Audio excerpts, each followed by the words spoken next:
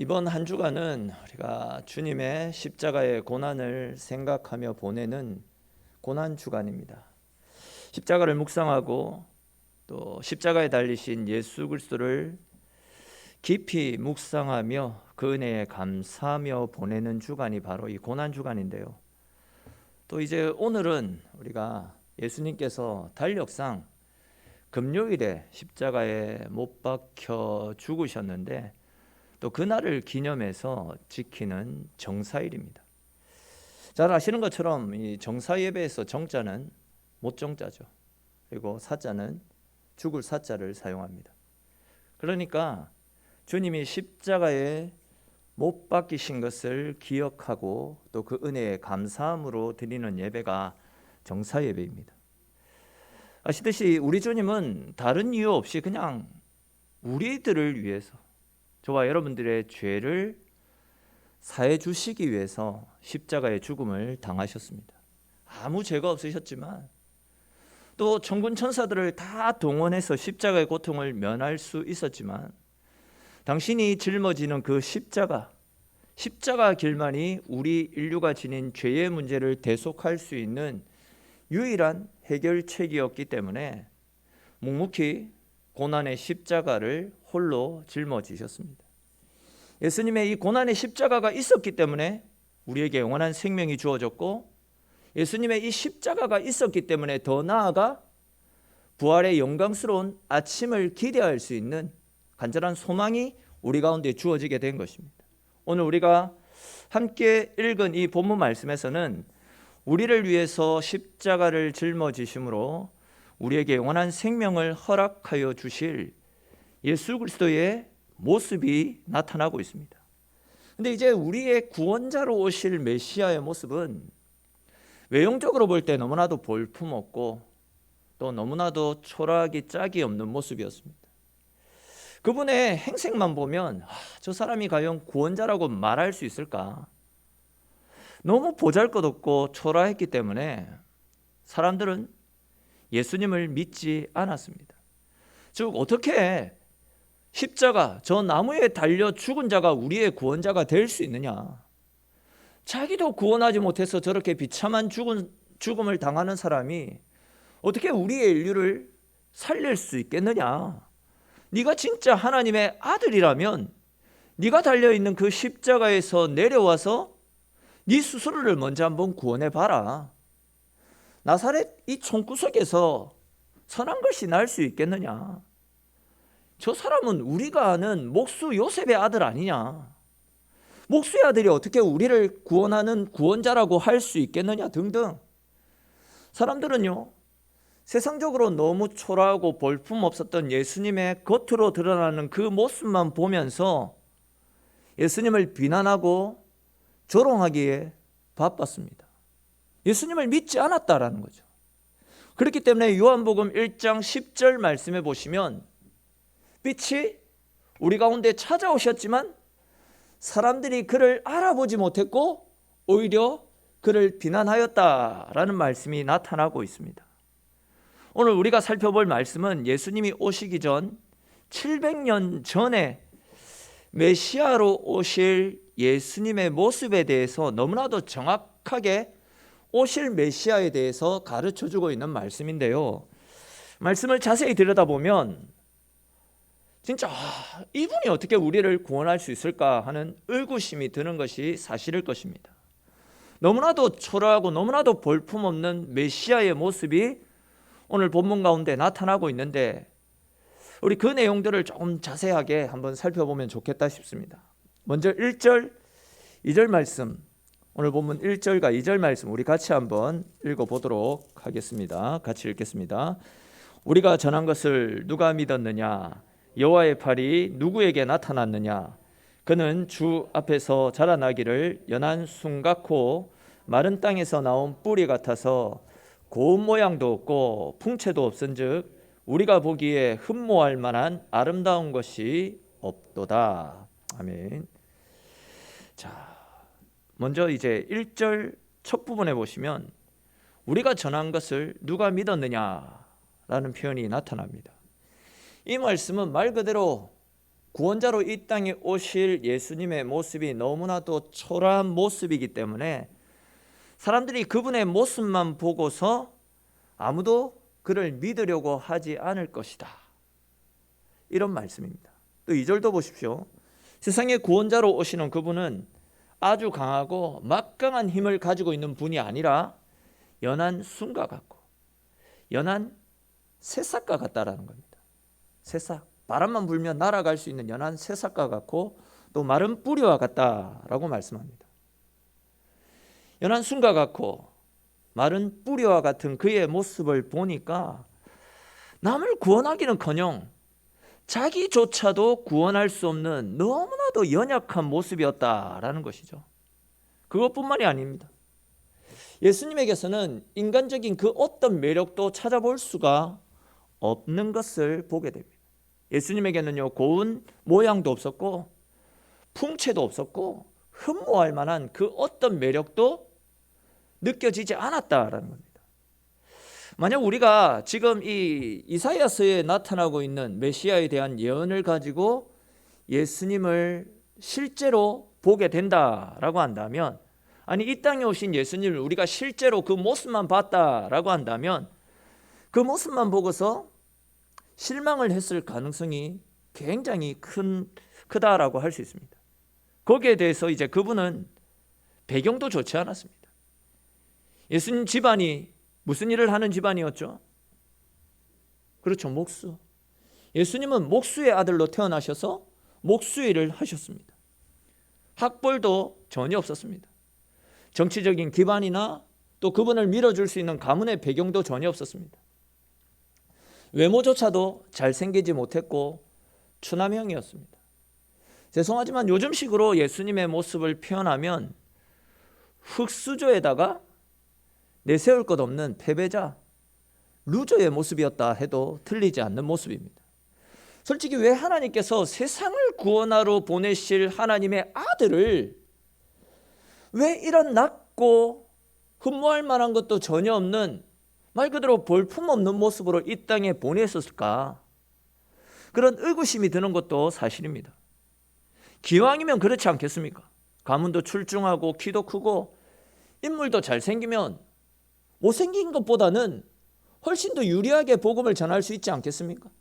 힘이 있고 능력 있는 집안의 사람이라고 한다면, 세상적으로 영향력 있는 사람이라면 그분이 무슨 말을 하더라도 사람들이 귀를 기울이며 집중을 해서 듣게 되지 않겠습니까? 그런데 오늘 본문에서 말씀하고 있는 메시아로 오실 예수님의 모습은 매력이라고는 전혀 찾아볼 수 없는 너무나도 이상한 모습입니다. 그러다 보니까 사람들도 3절에 나타나고 있는 말씀처럼 예수님을 멸시합니다. 그분을 환영하지 않습니다. 오히려 조롱하고 비난하고 저주를 퍼부어대고 있습니다. 좀 더 이제 정확하게 표현을 하면 사람들은 그리스도를 바라볼 때에 아주 혐오스러운 사람을 대하듯이 예수님을 대할 것이다 라고 말씀을 하고 있죠. 또 거기에 대해서 3절에서는 예수님에 대해서 강고를 많이 겪었고 질고를 아는 사람이다, 이렇게 묘사를 하고 있습니다. 강고를 많이 겪었다라는 말씀은 원어상으로 보면 찢어지게 가난한 삶을 살았다, 그런 뜻입니다. 또 이제 질고를 아는 자다라는 뜻은 질병과 아픔, 고통에 대해서 잘 알고 있다라는 그런 이야기입니다. 그러니까 이제 이 말씀들을 종합해 보면 예수님의 전 생애를 뒤덮고 있는 것이 가난과 질병, 아픔과 고통이었다라는 그런 이야기죠. 특별히 이제 예수님께서 공생의 사역을 시작하시면서 그분은 더욱더 낮은 자의 자리에서 가난한 삶을 사셨습니다. 인자는 머리 둘 곳조차 없다라면서 당신의 참으로 피곤한 삶, 가난한 삶을 피력하시지 않았습니까? 예수님은 끼니조차도 제대로 드시지 못하는 가운데 복음을 전하셨고, 예수님을 따르는 제자들, 무리들 역시도 거의 대부분 가난한 자들 아니었습니까? 그러다 보니까 가난, 질병은 당시 예수님을 따르던 사람들, 예수님을 구경하기 위해서 예수님 앞으로 몰려오던 사람들에게서 있어서 예수님을 상징하는 대명사 같은 것이 되어버렸습니다. 그러다 보니까 이제 조금이라도 돈이 있고 유식한 사람들은 일단 선입견을 가지고 예수님을 바라보았습니다. 온전한 눈빛으로 예수님을 지켜보지 않았다라는 겁니다. 조금 쉽게 표현하면 가난하고 병든 사람들, 즉 주로 극빈층에 있는 사람들만 예수님을 따라다니면 뭔가 얻을 수 있을까 하는 그런 기대감을 가지고 예수님을 따랐지, 돈이 있고 힘이 있는 사람들, 말 그대로 사회적으로 영향력을 끼칠 수 있는 사람들은 예수님에 대해서 호기심은 있었지만 그분을 메시아로 믿고 따르지 않았다라는 거죠. 더군다나 예수님이 십자가에 못 박혀 죽으실 때에는요, 예수님을 따랐던 그 극빈층마저도 모두가 예수님에게서 등을 돌린 채 예수님에게 저주와 비난을 쏟아붓는 것을 우리가 알고 있지 않습니까? 진심으로 그분을 위하고 변호하면서 끝까지 그분 곁을 지켰던 사람들은 극히 소수에 불과했습니다. 즉 예수님은 당시 거의 대부분 사람들의 외면과 멸시와 천대 박해 속에서 비참한 십자가의 길을 걸어가셨던 것입니다. 사절에 기록된 말씀을 보시면 예수님의 죽으심과 관련된 기록들이, 예언의 말씀들이 나타나고 있습니다. 우리 사절에 기록된 말씀도 같이 읽겠습니다. 그는 실로 우리의 질고를 지고 우리의 슬픔을 당하였거늘 우리는 생각하기를 그는 징벌을 받아 하나님께 맞으며 고난을 당한다 하였노라. 아멘. 예수님의 삶이 질고와 슬픔으로, 고통으로 가득 차 있었다라고 말씀하고 있습니다. 근데 사실 예수님이 이 세상에서 이런 고난과 아픔, 참으로 많은 이런 고통을 겪으셔야 했던 것은 결국 우리의 죄를 대신하기 위한 사랑의 섬김과 헌신 아니었습니까? 즉 예수님이 이런 수치와 멸시를 당해야지만, 예수님이 그런 조롱과 비난을 당하고 비참한 죽음을 당하셔야지만 우리가 죄에서 건진받고 하나님의 자녀로 새롭게 거듭나는 은혜를 누릴 수 있기 때문에 예수님은 사람들로부터 거부당하고 욕을 먹고 핀잔당하고 조롱과 멸시받는 것을 견뎌내셨다라는 거예요. 심지어 십자가에 못 박혀 죽는 그 치욕스러움도, 당시 사람들은 가장 저주받은 인생이라고 말하는 십자가에 죽는 그 고통까지도 묵묵히 감당해내셨다라는 겁니다. 이처럼 우리 예수님은 우리의 모든 고민과 저주를 혼자서 다 짊어지시고 괴로워하고 신음하셨습니다. 예수님은 이렇게 우리를 위해서 모든 고난과 수치와 멸시를 묵묵히 참고 견디셨는데, 그 모습을 지켜보았던 사람들은 그런 예수님을 바라보면서 무엇이라고 이야기합니까? 그가 하나님 앞에 죄를 지었기 때문에 그가 죄값으로 저런 저주와 고난을 받는 것이다 라고 말하면서 오히려 예수님을 비난하기에 이릅니다. 또 이어지는 5절 말씀도 한번 보십시오. 예수님께서 고난을 당하셔야만 했던 정확한 이유를 밝히고 있습니다. 우리 5절 말씀도 같이 한번 읽어보겠습니다.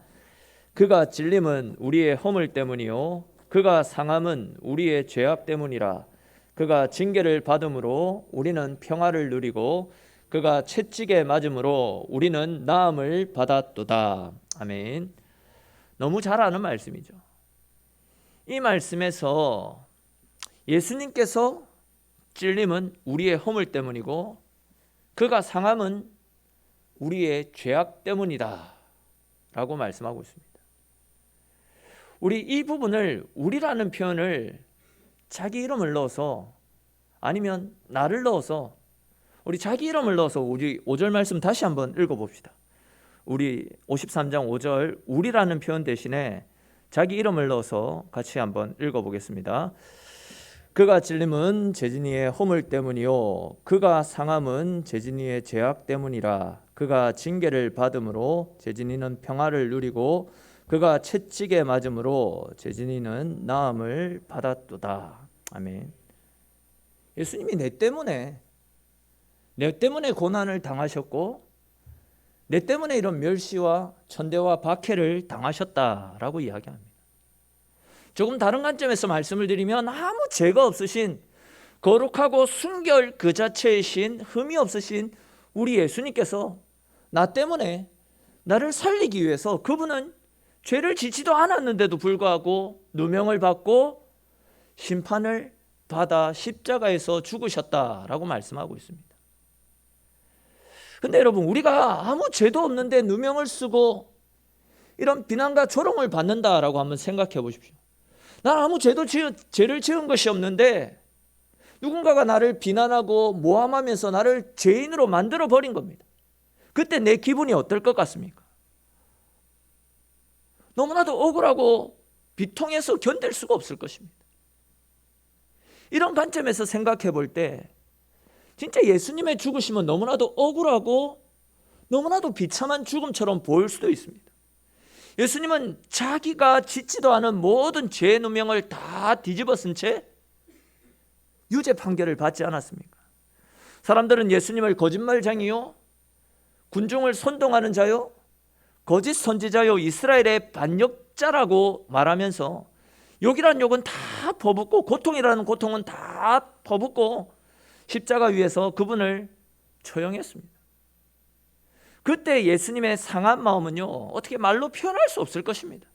아시듯이 예수님도 우리와 같은 인간적인 마음을, 인성을 가지신 분이셨기 때문에 예수님이라고 고통 안 당하셨겠지, 이게 아니라 예수님도 우리가 당하는 고통, 우리가 느끼는 배신감, 모욕감, 예수님도 다 느끼셨다라는 겁니다.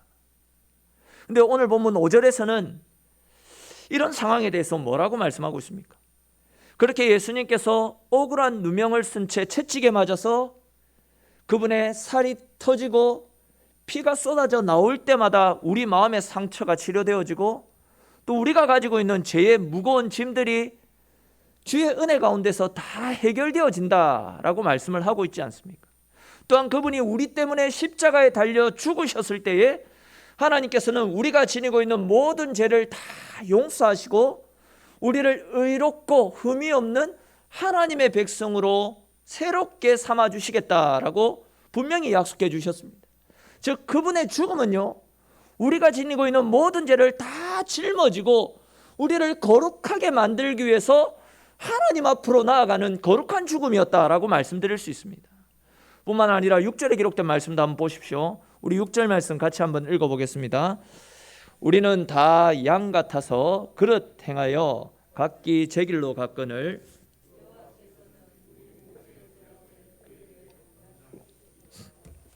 아멘. 여러분 뭐 다들 아시겠지만 이 양이라는 짐승은요, 아주 고집이 센 짐승입니다. 한번 어떤 곳으로 달려가야 되겠다라고 생각하면 길을 쓰고 그곳으로 달려갑니다. 앞뒤 안 가립니다. 풀이 보이면요, 그 풀을 먹기 위해서 그곳이 절벽이라도 달려가 가지고 풀을 뜯다가 절벽 낭떠러지 밑으로 떨어져서 죽는 경우들이 허다합니다. 물불 가리지 않고 눈앞에 보이는 어떤 것들만을 바라보며 계속해서 전진해 나간다라죠. 무모한 전진을 해 나가는 것이 양입니다. 근데 이런 양의 모습이 우리의 모습과 똑같다라는 겁니다. 성경은 우리를 가리켜서 양이라고 표현을 하지 않습니까?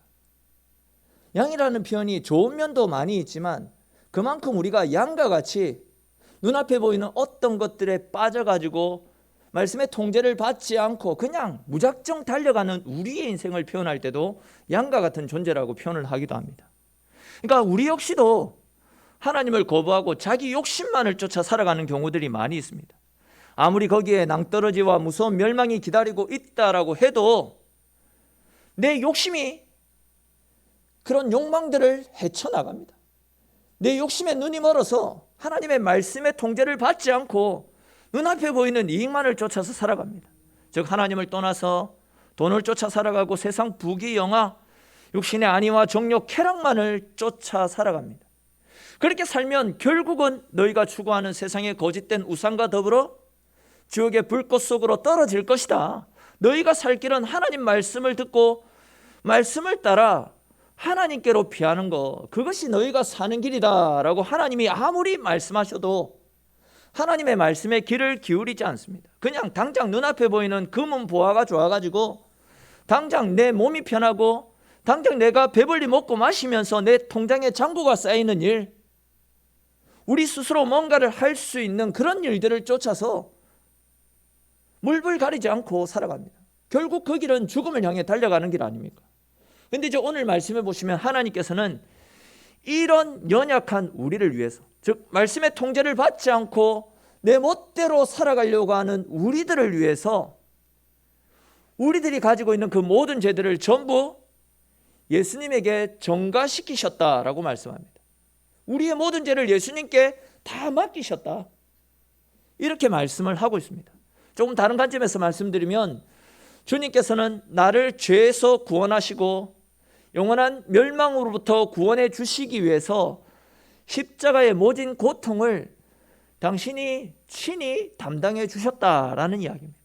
근데 그럼에도 불구하고 세상의 많은 사람들은 우리를 향하신 이 엄청난 주의 사랑을 깨닫지 못하고 하나님이 나와 무슨 상관이 있는데, 왜 내가 원하지도 않았는데 나를 위해서 죽었다라고 떠들고 다니는데, 이런 반응을 보이지 않습니까? 나는 지옥 가도 되니까 제발 나한테 하나님이니 교회니 예수님이니 이런 소리 하지 말라라고 이야기하며 십자가를 거부해버립니다. 그들 스스로가 구원받을 수 있는 은혜의 길을 발로 차버린 채 말 그대로 지옥행 열차를 타고 달려가고 있습니다. 말 그대로 하나님은 우리를 위해 하나밖에 없는 독생자도 아낌없이 내어주셨지만 사람들은 이 사랑을 깨닫지 못하고 오히려 그 사랑을 저주하며 하나님과 상관없는 삶을 자초한 채 살아가고 있습니다. 에베소서 5장 2절 말씀에서는 그는 우리를 위해서 자신을 버리사 향기로운 제물과 생축으로 하나님께 자신을 드렸느니라 라고 말씀을 하고 있습니다. 무슨 이야기입니까? 하나님께서 우리를 살리기 위해서 예수님을 십자가에 내어주셨다라는 겁니다. 예수님이 우리를 구원하시기 위해서 당신의 살아있는 몸을, 거룩한 육신을 나 때문에 내어주셨다라는 그런 말씀 아닙니까? 하나님을 저주하며 하나님을 떠나 살아갔던 나를 위해서, 또한 아무도 알아주지 않고 아무 가치도 없고 나조차도 포기해버렸던 진짜 실망 덩어리인 나를 위해서, 그런 나를 살리기 위해서 당신이 친히 그 귀하신 몸을 버리셨습니다. 즉 저주받아 죽어 마땅한 우리가 하나님의 사랑으로 말미암아 죄에서 건짐을 받게 되었고 하나님의 자녀가 되었습니다. 하나님께서는 우리를 향하여서 과거의 내 모습이 어떠하든지 상관없이 예수님을 믿고 예수님을 따를 때에, 그리고 내가 가진 모든 죄를 주님 앞에 회개하고 내려놓기만 하면 과거의 내 삶을 묻지 않고 전부 다 용서해 주시겠다라고 분명히 말씀하고 있습니다. 우리 이와 관련해서 로마서 8장 1절 2절에 기록된 말씀이 있는데 너무 잘 아는 말씀이지만 우리 같이 한번 읽어보도록 하겠습니다. 로마서 8장 1절 2절 말씀입니다. 같이 읽겠습니다. 그러므로 이제 그리스도 예수 안에 있는 자에게는 결코 정죄함이 없나니 이는 그리스도 예수 안에 있는 생명의 성령의 법이 죄와 사망의 법에서 너를 해방하였음이라. 아멘. 그렇습니다, 여러분. 우리는 계속해서 죄짓고 넘어지고 실패하는 연약한 인생이지만 이렇게 넘어지고 실패하는 나를 위해서 주님께서 대신 죽어주셨습니다. 그리고는 주님 안에 있는 자에게는 결코 정죄함이 없다라고, 더 이상 죄를 묻지 않고 우리가 지은 모든 죄를 주님 안에서 다 용서해 주시겠다라고 분명히 약속하셨습니다. 그러므로 이제 그리스도 예수 안에 있는 자에게는 결코 정죄함이 없나니 그리스도 예수 안에 있는 생명의 성령의 법이 죄와 사망의 법에서 너를 해방하였습니다. 우리가 주님 안에 있을 때 우리가 지은 모든 죄들이 주님 안에서 흠도 없이 티도 없이 모두가 깨끗하게 다 정결하게 죄 씻음을 받게 된다라는 겁니다. 즉 어느 누구도 지난날 우리의 죄를 지적하며 우리를 정죄하지 못하도록 주님께서 친히 내 죄의 저주를 다 짊어지시고 십자가에 다 죽어주셨다라는 거예요. 주님이 내 죄를 위해서 십자가에 죽어주셨다라는 그 사실을 믿기만 하면 나의 어떠함에 상관없이 우리는 죄 씻음을 받은 하나님의 거룩한 자녀로서 천국의 특권을 누릴 수 있는 하나님의 백성이 된다라는 겁니다. 이것이 우리를 위해서 주님께서 십자가에 죽어주신 이유입니다. 근데 이제 이어지는 7절 말씀도 우리 보도록 하겠습니다. 7절에 보시면 이렇게 우리를 살리기 위해서 억울하게 십자가에 달려서 저주와 고통을 받게 되실 예수님께서 십자가 앞에서 보이시는 반응이 나타나고 있는데, 우리 7절에 기록된 말씀도 같이 한번 읽어봅시다. 7절 말씀 같이 읽겠습니다. 그가 곤욕을 당하여 괴로울 때에도 그의 입을 열지 아니하였으며 마치 도수장에 끌려가는 어린 양과 털 깎는 자 앞에서 잠잠한 양같이 그의 입을 열지 아니하였도다. 아멘. 무슨 말씀입니까? 예수님은 아무 죄가 없는 거룩한 분이셨지만 우리들이 지은 죄 때문에 그분이 억울한 죽음을 당하셨다라는 거죠. 근데 그것이 우리의 죄를 해결할 수 있는 유일한 방법이었기 때문에, 당신이 죽지 않고서는 우리의 죄가 해결받을 수 있는 방법이 없었기 때문에 억울한 죽음을 당하지만 단 한마디의 해명을 하시지도 않고 항의하지도 않고 그냥 묵묵히 죽음의 장소로 십자가의 길로 걸어가셨다라는 겁니다. 그러니까 종합해서 말씀을 드리면, 주님이 억울한 누명을 뒤집어 쓰고 채찍에 맞고 가시에 찔리고 억울한 죽임을 당해 주셔야지만 우리의 죄가 사함받고 하나님의 자녀가 되고 천국에 들어갈 수 있기 때문에, 주님은 묵묵하게 아무런 저항도 없이 아무런 변명도 없이 그냥 십자가를 짊어지시고 죽음의 길에 이르셨다라는 그 이야기입니다. 즉 우리를 너무나도 사랑하셨기 때문에 사랑하는 우리를 살리기 위해서 억울하고 분해도 그 억울함을 모두 참아내셨다라는 겁니다. 항변하실 수 있었지만, 천사들을 동원해서 그들을 다 멸할 수 있었지만, 나 때문에 나를 살리기 위해서 당신이 그 모든 억울함을 짊어지셨다라는 겁니다. 그렇게 예수님께서 조롱의 십자가, 고난의 십자가, 죽음의 십자가를 주의 은혜 가운데 묵묵하게 담당해 주셨기 때문에 나 같은 사람에게 굳게 닫혀 있었던 천국의 문이 활짝 열리게 된 것입니다. 그렇습니다, 여러분. 우리를 사랑하셔서 십자가에 달려 죽어주신 예수님의 죽으심으로 인해 지금까지 우리를 향해서 굳게 닫혀있던 천국의 문이 우리를 향해서 활짝 열리게 되었음을 믿으시기를 축원합니다. 뿐만 아니라 이제 누구든지 예수의 이름을 부르기만 하면 구원의 문이 활짝 열리게 되는 것입니다. 오늘 본문 10절에 기록된 말씀처럼 하나님께서는 예수님의 죽으심을 모든 인류를 대신하는 속건 제물로 받으시고 인간의 모든 죄를 다 용서해 주시겠다라는 대사면령을 내리시는 것을 보게 됩니다. 죄로 인해서 죽어 마땅한 우리가 또한 하나님의 마음을 수시로 아프게 하고 사탄의 권세에 굴복당한 채 사탄에게 종노릇하며 살아갔던 우리들을 살리기 위해서 하나님은 당신의 하나밖에 없는 독생자를 우리를 살리기 위한 속건 제물로 내어주셨던 겁니다. 근데 이렇게 살려놔도 또다시 죄짓고 또다시 하나님의 마음을 아프게 하며 하나님을 힘들게 하는데도 불구하고 그런 내가 도대체 뭐라고 아들까지 내어주시는지, 사실 우리가 이것을 논리적으로 생각하면 이해가 되지 않는 부분입니다. 나 같은 사람 그냥 내버려두면 하나님 입장에서는 더 편합니다. 신경 쓰지 않아도 되고 얼마나 좋습니까? 하나님 입장에서 내가 뭐라고 나를 살리기 위해서 아들까지 주십니까? 내가 뭐라고 성령을 보내셔서 계속해서 내 삶을 생명으로 이끌어 가십니까? 우리 입장에서는 이해가 되지 않는 말씀입니다. 그런데 이제 더 이해가 되지 않는 말씀이 10절과 11절에 나타나고 있습니다. 하나님께서는 당신의 아들이 십자가에서 죽으신 그 사건, 진짜 눈물 나도록 고통스럽고 아픈 일인데 오히려 하나님은 주님의 그 죽으심 앞에 흡족히 반응하시는 것을 볼 수 있습니다. 우리 10절 11절 말씀 같이 한번 읽어봅시다. 같이 읽겠습니다. 여호와께서 그에게 상함을 받게 하시기를 원하사 질고를 당하게 하셨은즉 그의 영혼을 속건 제물로 드리기에 이르면 그가 실을 보게 되며 그의 날은 길 것이요 또 그의 손으로 여호와께서 기뻐하시는 뜻을 성취하리로다. 그가 자기 영혼에 수고한 것을 보고 만족하게 여길 것이라.